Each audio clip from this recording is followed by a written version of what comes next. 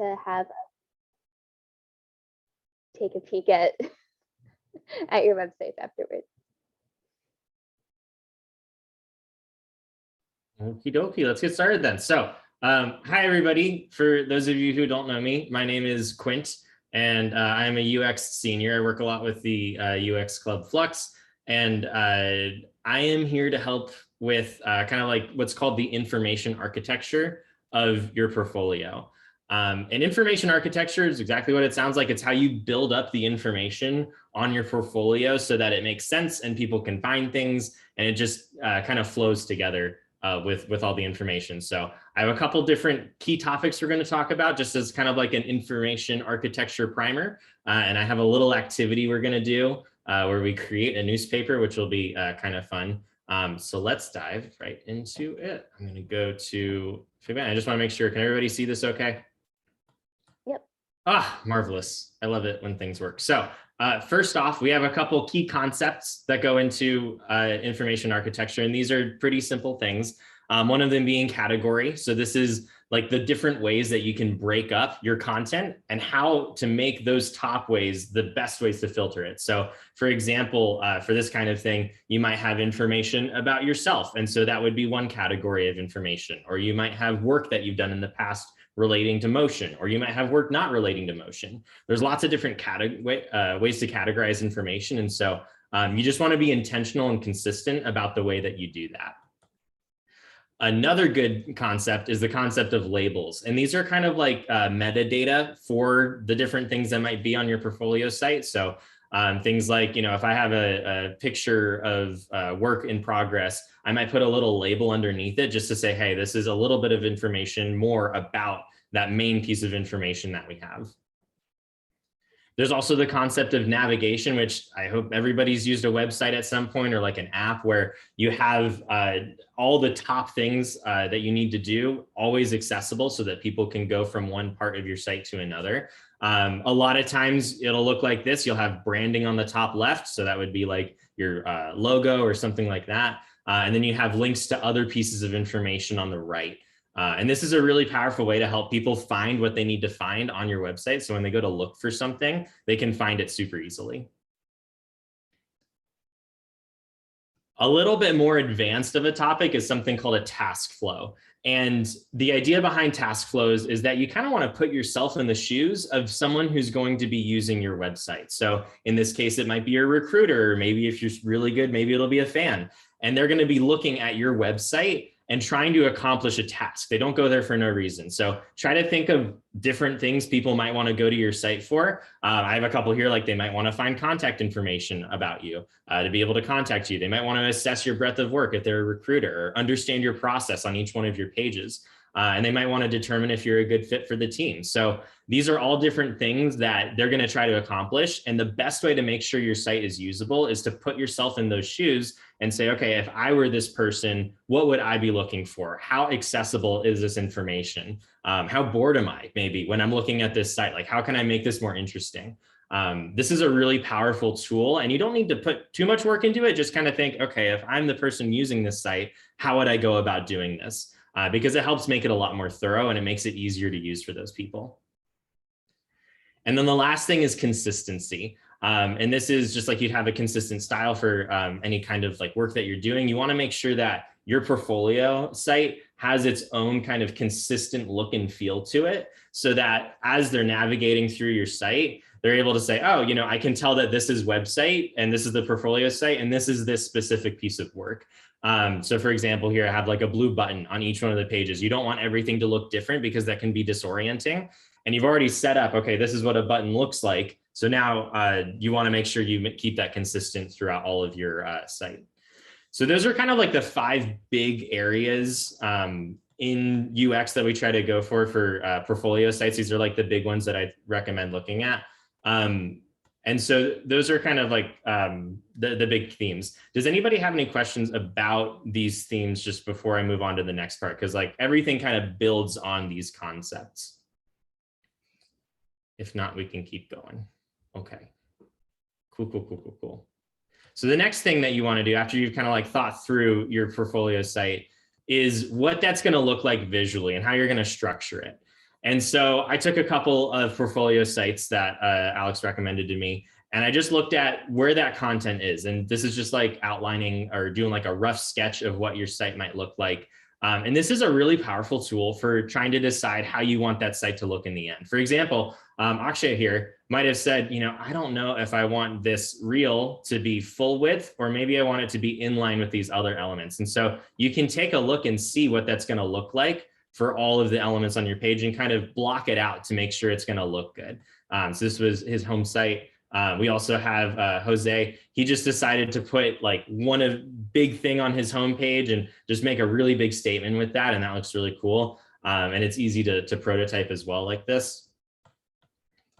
And we also have Sarah Beth, who has a couple different things on her site too. So this is her about page. So we have an image on the left, and then, a heading on the top, some body text over here, and then two kind of like link lists there. And you can see that like stuff like the branding and the navigation bar, you don't need to get super into what it's going to say. You don't need to plan exactly what copy you're going to use. You just kind of need to block out what's going to be on that site and what you intend to put in there. So when it comes time to make that site, you're able to do it pretty efficiently, and you just have a rough game plan. And this doesn't have to be nice and pretty, like with the rounded corners and shades of gray and stuff. These are a couple from my portfolio that I did. So you can see on this one, I had a checklist of all the different pieces of information I wanted to put in one of the modules. And then I kind of blocked out what I wanted that to look like. And eventually, after testing it, this is what it ended up looking like. So you got a lot of the same themes here that you saw before. And same thing for the section that had all of my work. I kind of blocked it. I said, okay, I want to have a header over here, and I want to have some body text over here. And then I want to delineate it by the kind of thing. And then each one is going to have its own little section where you can scroll back and forth. And it's kind of the similar thing here where I have just that basic structure. So I thought it would be fun if we had an activity where I kind of show you guys how we would do that for a newspaper. So if you've ever looked at a newspaper before, you can, it has a couple different elements to it. We have the branding of the newspaper. We have kind of like the big hookup at the top, and then all of the information inside of it. So if I were designing what that looked like, maybe I want to put this paper branding up top here so that everybody knows it's from like the Daily Sun or something like that. And maybe the hook is most important after that. So we're going to put that underneath it. And then the lead, we can put it down. And that stuff is all pretty, structurally written out for us. That's pretty common. But after that, we have a couple of choices about what we want to do. So maybe I'll give a little bit of text in this headline here so people know what's up, and I'll put some body text underneath it. All right, that looks good. And then to get visual interest, let's put an image to the side here. And you can see how it's kind of like, building blocks, just kind of building out your website now that you have these predefined little things. We'll talk more about what these are going to be for your website later, but maybe I like this quote in here. So we're going to put a quote in the middle to kind of like break that up a little bit. We'll put another image down here. And let's get some more text to continue from the side. So if I were a newspaper designer, I can take this and say, okay, I want to put these general things here, and I'll worry about the actual details later. But now I have a plan for what this is going to look like once I actually do want to design it. And it's that simple. You don't want to think too hard about it and like overthink it. As long as you have the essential pieces of information there, that's really the key to getting that part. Cool. And now I've gone through this, you guys know a little bit about information architecture and how to structure your information in a way that makes sense to the people who are going to be using your website. Let's go talk about some other things. So we have a little bit of like a mini presentation here to show you guys different things about how to structure your work. So when you actually do go to design it, there's usually a couple different patterns that you can fit into. So one of them is you can have your reel up top and then a couple pieces of work below it. You can have like a greeting. Some people start off and say, hey, my name's Quinn. And then they show their reel and work below that. Some people just start off only with their work. Some people start up only with their reel. So it's really your decision. And we can talk about the specifics of why you might want to do those as well. But like, that's kind of the first thing you need to decide is when you have someone that visits your website, what are they going to see and what are they going to do? All right.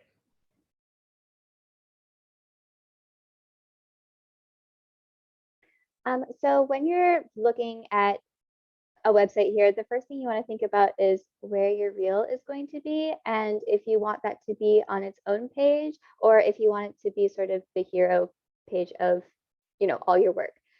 So here I prepared some very nice layouts for how certain reels can look. On the left here, we have a reel at the top with all of the work below. This is a pretty common one. A greeting with the reel and your work in the middle. This is a little bit less common, and with all of your work on the left or on the right side. If you do have all of your work on this one page on the right, keep in mind that the first piece you could have here could definitely be your reel. That does make your reel a little bit less obvious, and people will generally have to scroll over that to see that that is your reel. So if you're doing it in this manner, you may want to have your reel be its own page. What that would look like is if you wanted to have your reel on its own page, here's a couple of examples. On the left here, we have Nicole. She was a senior of 2020. And here you can see up at the top in her nav bar, she has her work, reel, bits, which is sort of like a play place, and then her about page. Her reel being on its own page does have its benefits and drawbacks. So a couple positives are that it gives the reel its own page, which sets it apart. And it's really easy to link that specific piece of work if you're sharing it between, let's say your director needs to share it to the producer, like, hey, look at this person. They have that whole link right there if they don't want to link the Vimeo specifically. You also don't have to do any other like scrolling or clicking to select the reel like you would if you had your demo reel on the same page as your work page. And it's pretty easy to find on the nav. If you need the reel, it is right there and you can click on it pretty much immediately. It also does take a few more clicks to navigate to work and then back to your reel if you need to, which can be a negative, and it does take up more space on your navs. Although most people generally don't have more than 4 or 5 sections on their nav, but depending on how cluttered you want that top space to be, you just have to think about that beforehand. On the right side, we have the nav set up so that all of the work is on one page. This is Alex Campbell. He also graduated in 2020. And you can see that all of the work is on one page, which is really clean and really nice to look at. It doesn't clutter the nav bar as much. Although the reel is on the top there and you can kind of see that, but a lot of times people will have you like scroll or mouse over to see what it looks like, which can not be immediately inherent or easy to look at if you're not specifically looking for that. And sometimes that can just be a little bit confusing. So I would just say, make sure that you're labeling your reel if it's on there in a pretty easy to spot way. So it's not confusing for people, because obviously if you have somebody going to look at your reel, that's most likely going to be the first thing that they're looking for. To talk about deciding what work you want to have on there, you can pick, reel cutting is a little bit different than how you organize your work on a website. Some similarities is that you should definitely put your best work first right at the top.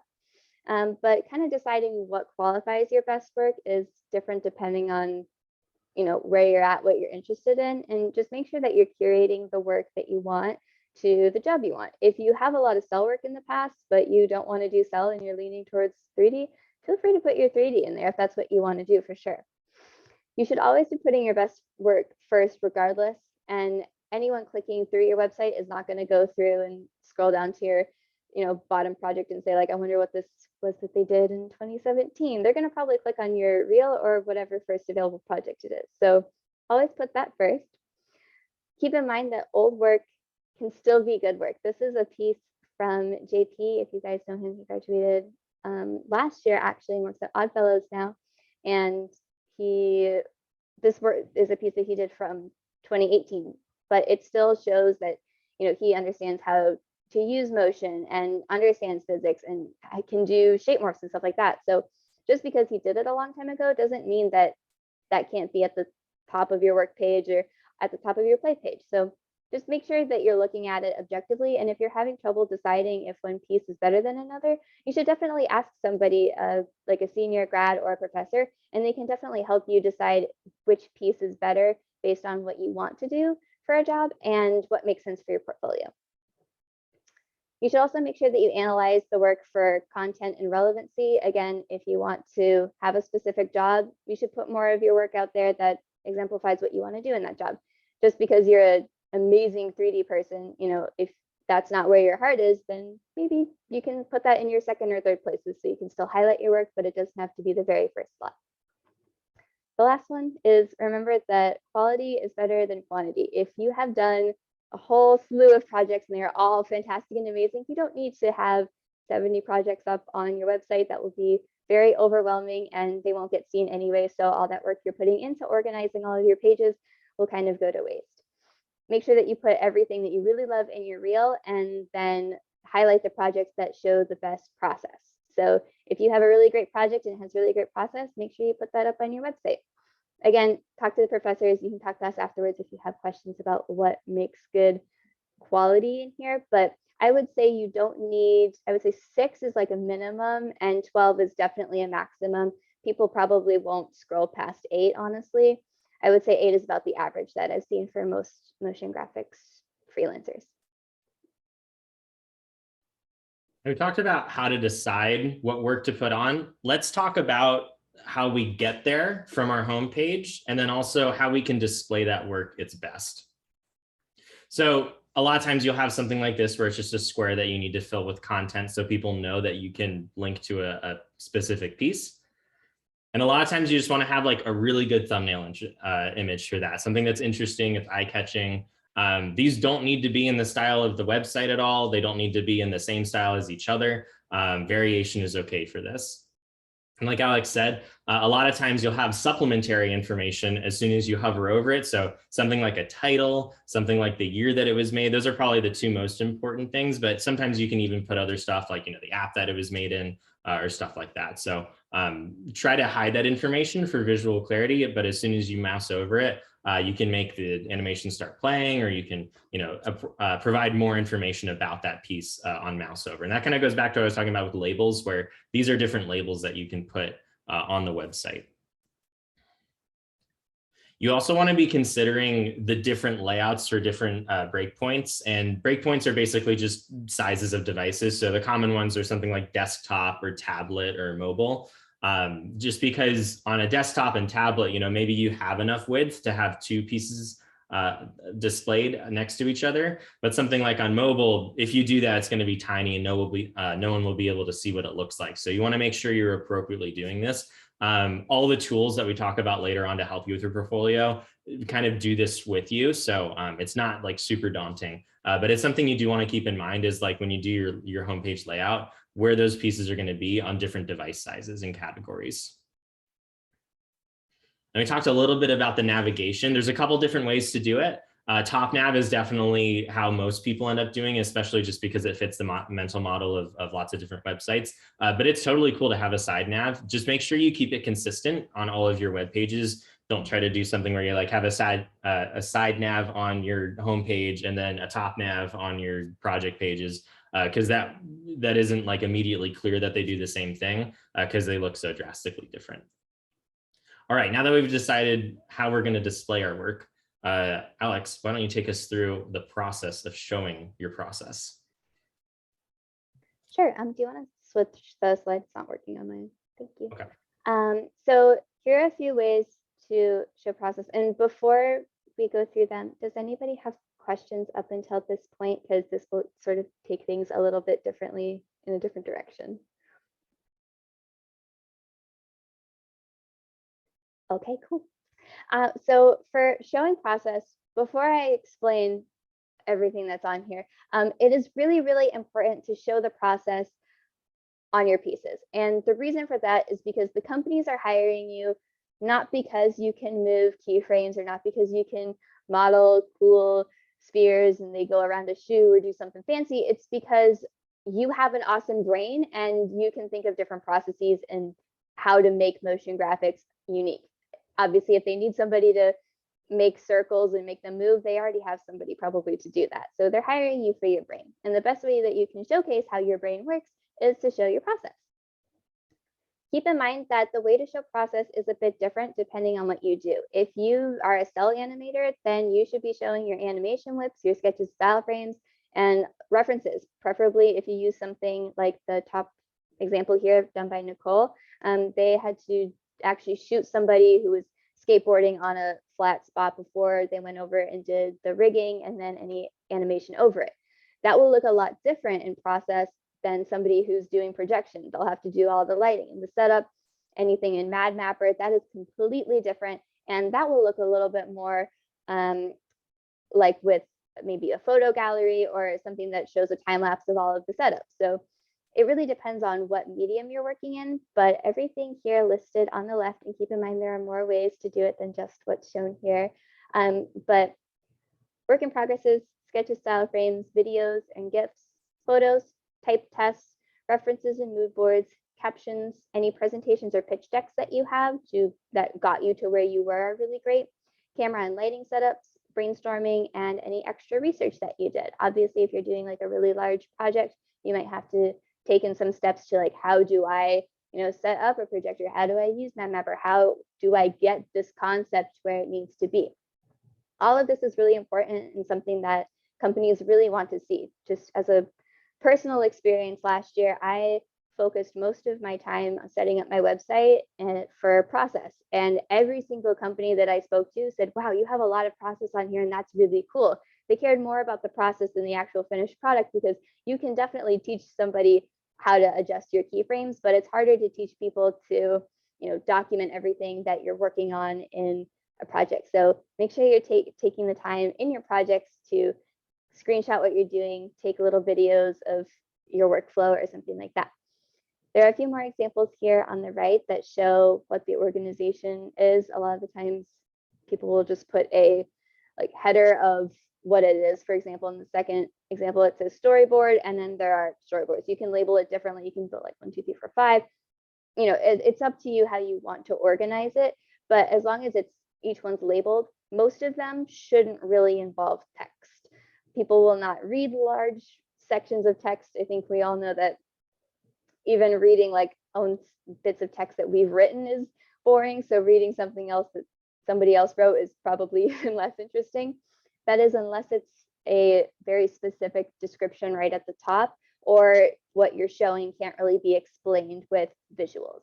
Since we are visual workers, most things should be able to be explained by just looking at the visuals. But if you did something totally new, or your process was a bit different than somebody might expect, if you did projection on an actual surface, for example, and it looks like it's cell animated, you should definitely say, no, this isn't actually cell animation, this is projection, and let me show you why.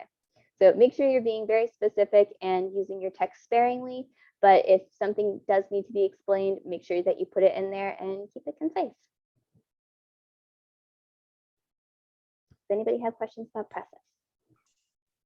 For the process book, I always have questions for showing process book, how I always showed it in one slide, but I feel like that's a little bit overwhelming somehow. So I'm not sure if there is any good suggestion on showing so many different stuff. Is it better to do a slide or clustered it into a PDF or something? Are you talking about for how you would present it to a class project, or how you would put it up on your website? Put it up onto the website. I have the storyboard and the font style choices, stuff like that, and maybe breakdowns of the animation. So when I put everything together, it become a little bit too much to read. Yeah, I get what you're saying. So I would say that you might want to split it up into a couple sections. You could maybe have your work in progress section, and then a concepting section. And in your concepting section, you could talk about here are my type tests, and here are my storyboards, and here's how I develop that. And at the top, maybe I would put the most relevant things, here are my work in progress animations from, for example, if you're doing cell, it could be from the live reference video to the animation to the cleanup animation, and then the final. People won't be looking at this. If they're looking at anything beyond your piece, they probably will only be looking at the first couple things on there. So I would say it doesn't have to be chronological in the way that you did it. I wouldn't necessarily start off with here's my type test. I would most likely start off with the most relevant thing, and that would be probably putting your progress in sort of GIF or embedded video, next to each other so that they can see, okay, like she went here and here and here. Fantastic. I'm going to go look at somebody else because I know that she understands how to take reference and, you know, turn it into an animation and then clean that up. So Nicole's reference is a pretty good way to show that. It condenses all of that information into like one little bar. So that's what I would suggest for that. Did that answer your question? Yeah, thanks. Yeah, for sure. Does anyone else have questions about process? Okay. There you have it. When we start to design these process pages, there's usually a couple different elements that you always want to include. In this case, we have a top nav on this site. We want to have that final deliverable. So the video file or whatever the end of the project was up at top, just because that's usually what people click on. They want to see that first. That's what they expect. Like Alex said, all of this text, we want to be kind of at that top area if you have a description or something like that, but we want to avoid using large chunks of text because people are really lazy and they don't really want to read. And visual things, especially on a visual designer's website like your guys's, is a lot more fun and interesting. So that's usually what we want to try to promote. But sometimes it's okay if you do have a description to put it up at that top area, just to, you know, give a little bit of context to the project. After that, and there was a great question that you asked, like we usually want to chunk the information underneath it. So we'll have like a heading up here to kind of like set that tone and kind of act as a label for the stuff that's coming up. And then whatever process photos or process animations we have underneath that. With that general page structure, I had a couple like, you know, good practice rules to follow. So I'll kind of go through those now as well. So like we said, we want the important stuff to be up top. You know, this used to be called above the fold, but it's more just saying that we want the important stuff first because it's the most important. That makes intuitive sense. We don't want to use carousels if we can avoid them. People don't really click on carousels. They don't really go through individual images like that. They're going to accept what you put up front and then just kind of use that. So they might not see everything. So consider putting what you would put into a carousel next to each other, just so that they can see everything at once. Like Alex was saying, visuals are much better than text for visual designers, so that makes sense. We don't want to have to click on images. Again, people are lazy. So if you can just present it to them up front, that's a lot better because then they won't have to zoom in and kind of get details and stuff like that. If you have a bunch of images that kind of talk about the same thing, like a material test or motion test or stuff like that, a lot of times they can be grouped and put together instead of kind of like putting one after another and having those all full screen. It can be a much better way to show that they relate to each other by putting them next to each other on the same level. Kind of like I said before, we do want to keep the style of your site consistent with itself, but separate from each piece of work. And that just helps people understand what is site and what is work. That's a very important thing to be able to determine when you're going through a website, just so that they're not confused about like, oh, where's the nav? You know, where's these other options? They want to be able to see what is website and what is work. Like Alex was saying, you can organize your process by timeline or by fidelity. Obviously, one of those is going to be more effective, but for some projects, you know, it helps to build that story. So just consider that as well if it's right for that project. You do want the bottom of your page to be somewhat easily reachable if you can. Try not to keep that page too big because, I mean, you can put in all the different process things in the world, but after a certain point, people just exit out. And so try to keep it as concise as possible and only include the things that are most important to communicate what you need to communicate. You do get as many headings and labels as you want. People do generally tend to read those. You don't want to spam people with them. So, you know, every image doesn't need to have a heading. Every image doesn't need to be a label. But as long as it's, you know, 5 or 6 words, generally people do read them. So use that to your advantage. Sometimes I was looking through a couple of these, they'll have like back to the top buttons. Those are really helpful if you do have a bigger project or a bigger page. But sometimes, you know, you go down to the bottom of the page and it's like the work and then a description and that's it. Back to the top button doesn't really make sense in that case. So try not to include it just for visual acuity.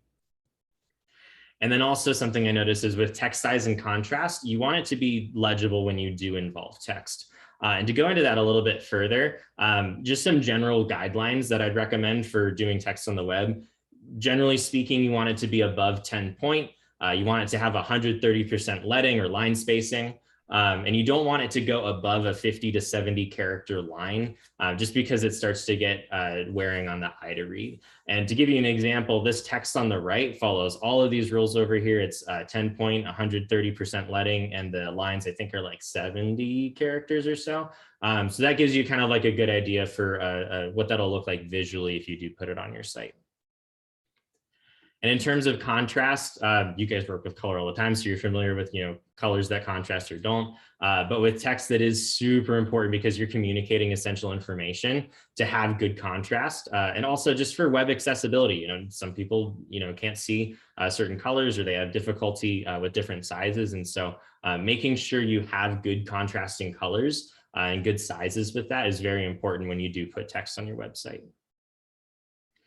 Okay, let's talk about different hosts, because this is a really good question. There are lots of websites, especially, recently there have been a lot that are called WYSIWYG, which is basically what you see is what you get. And you don't need to code anything to build your website. And that is such a powerful tool. And I'm glad that, this is the case, because I've used a couple of these myself in my time as a designer. So the first one we're going to talk about is Adobe Portfolio. It is super simple just to upload stuff to Adobe Portfolio. They have links with like Behance and integrations with that too. So it is a really compelling deal. I think we also get it for free through SCAD. So that's a really great deal if you just want to get your work up. And they have things like, if you want to have a side nav or a top nav, all you do is put in the categories and it'll basically make everything for you. You choose the font, you choose the colors, you choose all the branding, but it makes it like super easy to customize. Another really popular one is Squarespace. They are fantastic. I have nothing but good things to say about Squarespace. They do a really good job with their websites. They have really good support, specifically is something that they go into. And they kind of make it as easy to make your website as a Word document. Like if you feel like you could lay out a Word document, you can probably use Squarespace. And they do the thing that I was talking about earlier, where they say, okay, this is what it's going to look like on a computer. This is what it'll look like on a tablet. This is what it'll look like on a phone. And you get to kind of like move all that stuff around and determine how that looks on a website to website basis. Wix is another popular platform. I haven't used it as much personally, but they have a really good deal where you can kind of just make whatever you want to make on Wix, and you don't actually have to pay for it. And then once you're good, you feel like your website is good enough, you can start paying, and it'll be like a normal website after that. And then if you're a little bit more advanced, again, still no code, but if you're a little bit more advanced and you have a good understanding of like HTML blocks and CSS and stuff like that, you can go for something like Webflow, which still gives you a visual design to kind of manipulate everything. It gives you a UI for every single property, but you kind of build the website up from scratch instead of getting like what are they called? I'm so sorry. I'm completely blank. It's not a portfolio. It's a template. Instead of doing a template, you can grab something like that and kind of make it from the ground up.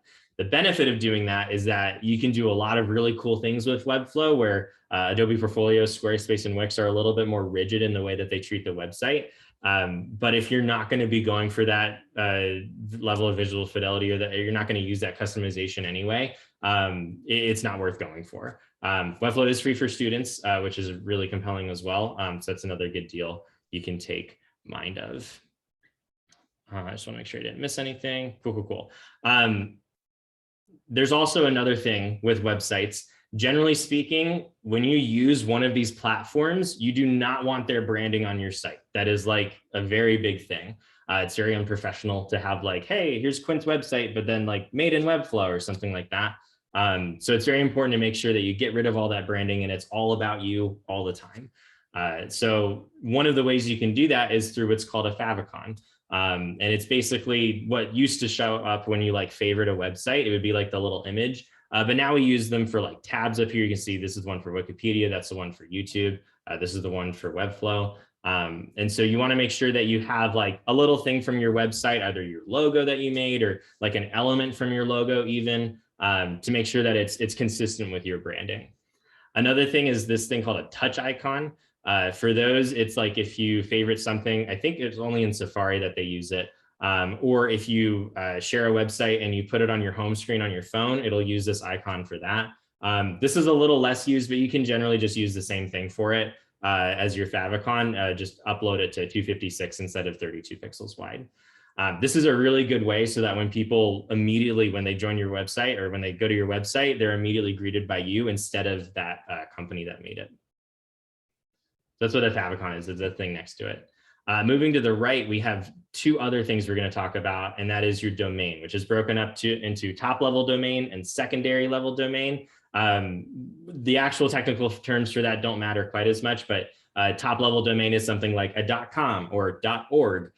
There are a lot of other ones that have been released. I think a couple of years ago, they put a ton out, including mine, which is quint.design. So it's just the last little thing at the end of your website that you need to make sure you're getting the right one for that. So like, don't do like, I don't know, .carpentry or something like that. It should be something, you know, arts related, or .portfolio or something like that. And then your second level domain is usually what people refer to when they talk about the website. So for example, when we talk about Facebook, facebook.com, the second level domain is Facebook. Or when I talk about Google, google.com, I'm really talking about that second level domain. And that's usually when you go to these websites and get this domain, that's what you pay for. So you guys should really have a custom domain. If you are watching this and you are a like freshman or sophomore, not really super important. Most of the critique that you'll be getting is just more preliminary or getting to know you. But if you are starting to look for a position with a company, you really should get a custom domain. They are not extremely expensive, and it makes you feel more professional. Now, I haven't heard of a company ever denying somebody a portfolio, or talking to you or saying they won't hire you if you don't have a custom domain. But if you walk up to a company and you have a .wix.mysite/ Squarespace, that's not an actual thing, but it does feel a little bit less professional, like you don't have your branding, for example, together. So you should look into having a custom domain. They are very professional and they make you look good. Some examples of what are not domains are right here: the quint.myportfolio.com, the .wix site, and whatever that is at the bottom. Those are examples of domains that you could see if you were using Squarespace or Adobe Portfolio or Wix. So again, this is what, if you haven't built your website yet, this is what the default ones will look like before you purchase a domain and have your own piece. This will allow you to have the website up for free. But again, it will look like this. So I would suggest, if you don't really want to invest for a whole year, you could always do a free trial right up as Commotion starts, so that it will just look like a nice domain for Commotion. And then if you don't like it, you can not do it and consider that for next year. So just keep domains in mind. Here are some examples of where you can find some custom domains. So GoDaddy, that's actually what we use for the Commotion website. The domain that we purchased Commotion on is from GoDaddy. I think it's like $12 a month for our specific one. Hover, Google Domains, and Porkbun, these are all places where you can go in and say, I want this domain for this website, and you type it in and you give them your credit card information, and then that domain is yours as long as nobody else has it. So these are a few good places that you can go. These are not the only places you can go, but these are definitely some pretty cheap ones and approved by Quint. So these are all very good examples. Does anybody have questions about domains or favicons? No?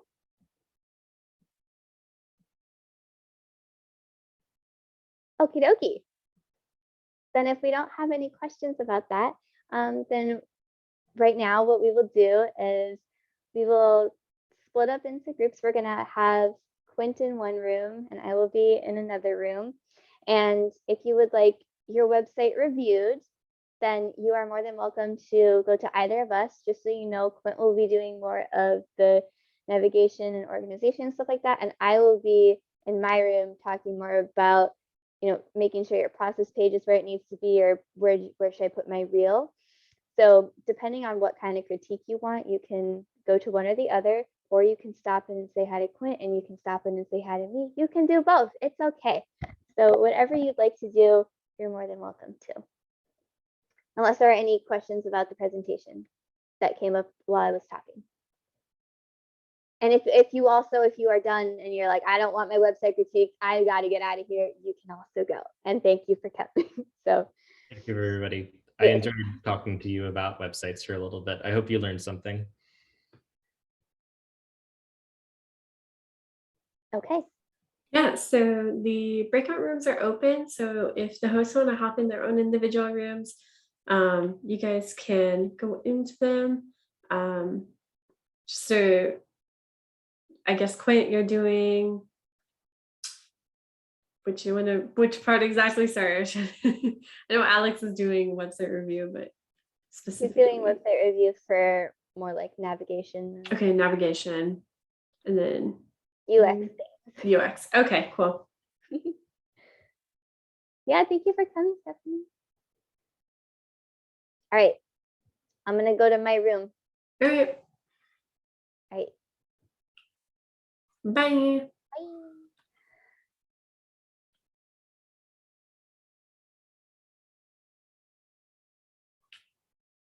Hi, 3. Oh, hi, 2. Does anyone need help getting into a breakout room?